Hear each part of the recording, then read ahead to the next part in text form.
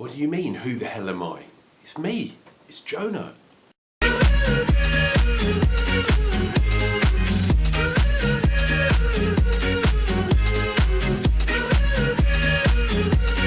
Barbara Streisand. Hey guys, it's Jonah here once again, and welcome to Homebrew Wednesday. Shalom. What's been going on this week? Well, the cider is still in the offing, but we'll see that slightly later on. What else have we got? The Smash Beer Challenge. They're carving up. They are carving up. It's taking a lot longer than I thought it might. And yeah, the caps, the caps, the sediment isn't holding. So not sure if that's using the PET bottles or whether that's using the Tate and Lyle sort of candy sugar. But we'll see how those goes. They seem to be getting on all right so far. Got to do the labels though. Fucking hell, what am I going to do with the labels? I have got an idea. It's going to be a bit of a cheeky one, but I need to get cracking because I'm taking them down in a few days. So yeah, we'll try and work that one out. And I have been casting again. Oh yes. For those of you that don't know, I've been doing a cast. It has been the last 2 Saturdays, and this one was my second kind of official one because I did one the week before with Zippy as a dual kind of thing, dueling casting. Ding ding ding ding ding. So for those of you that are free on Saturday night, about 10 o'clock, I might start a little bit early. I might start at 9, but last few weeks I've been doing it from 10 o'clock until the wee hours. Actually, I'm going to see Zippy on Sunday, so yeah, I better start it a bit early, 9 o'clock say, this Saturday. Gonna play some tunes, we're gonna talk some old toot, gonna drink some beer, shamon. So that's going quite well, to be honest. At one point on Saturday night, I was number 2 in the casting stakes, and I was ahead of Jake and Dar for a while, which was quite cool. And there's another guy called Memorex88. Don't know if you've heard of that guy. He's Canadian. Like a lot of these casters seem to be Canadian for some weird reason. And we went in and did a run on his cast, and just messed about a bit. And a few people were a bit pissed off. So, hey, hands up. I'm sorry. We were drunk.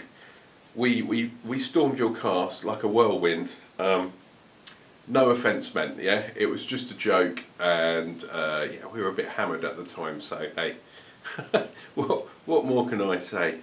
Anyway, guys, I promised you an update on the cider.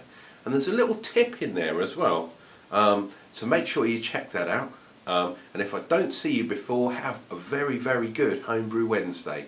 It's been quite short this week because I haven't really been up to much. Anyway, let's take a look at that cider.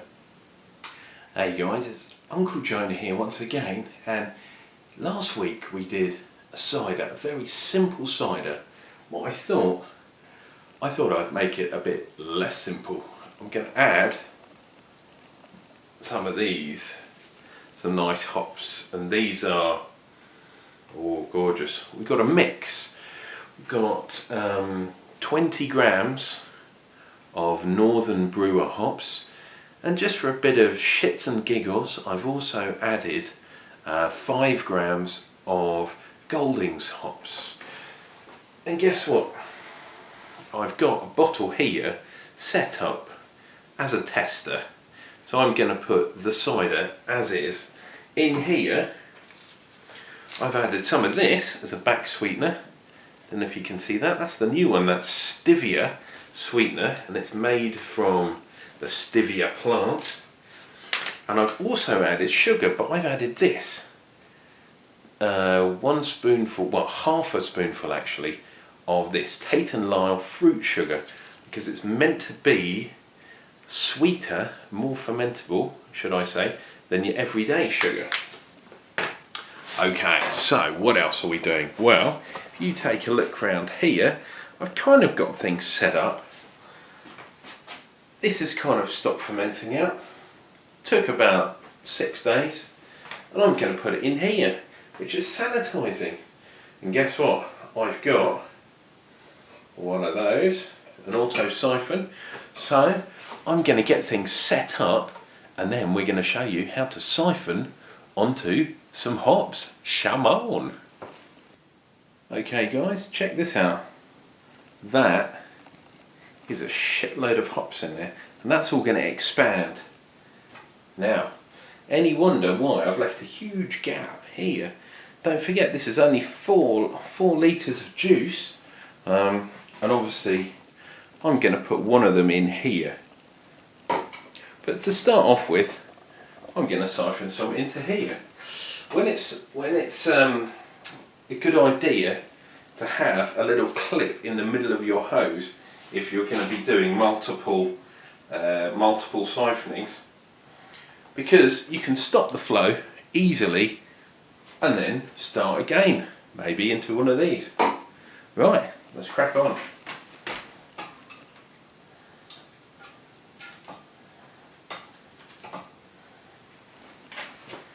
There we go, easy as pie. Who said siphoning was difficult? There we go, and into that one it goes.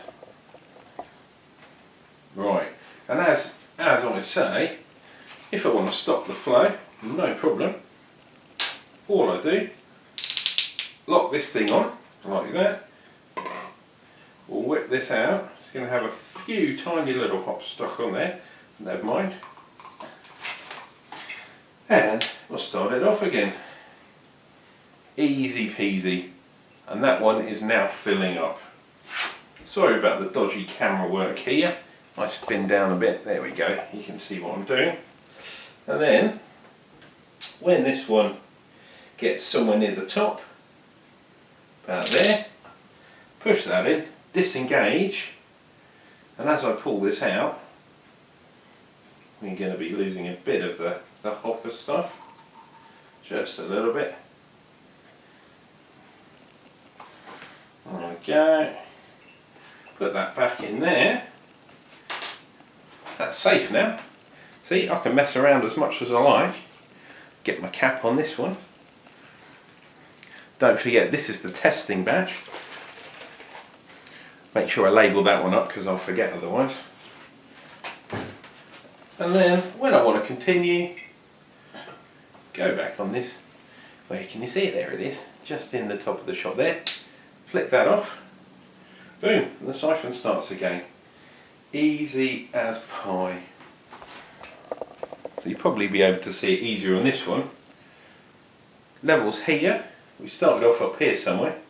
So I've done about a couple of litres worth. And then if we pan down here, you can see that this level is slowly rising up.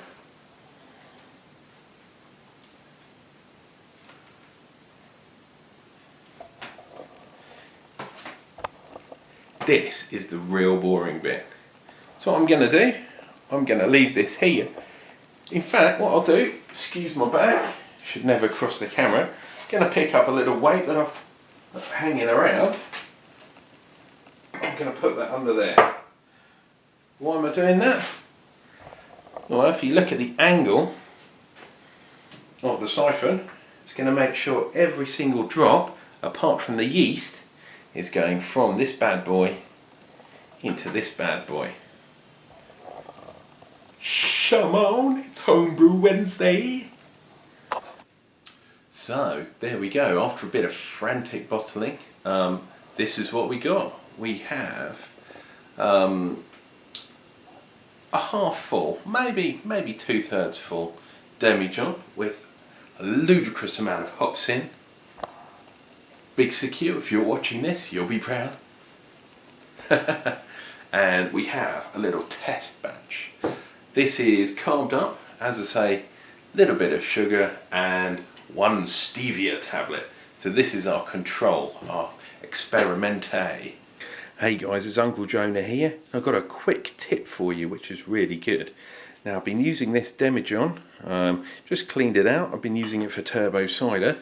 Same as this funnel. Now you don't really want to keep your demijohns wet. So how do you dry them out? Well, you want to invert them somehow. Guess what? That's where this comes in. This is the tip. This funnel is a bit small. You really want a larger funnel, but we'll see if it'll work. Now, you get your funnel, you put it on your drying rack, obviously inverted. Then you get your demijohn and you put that on too, and with a little bit of tweaking,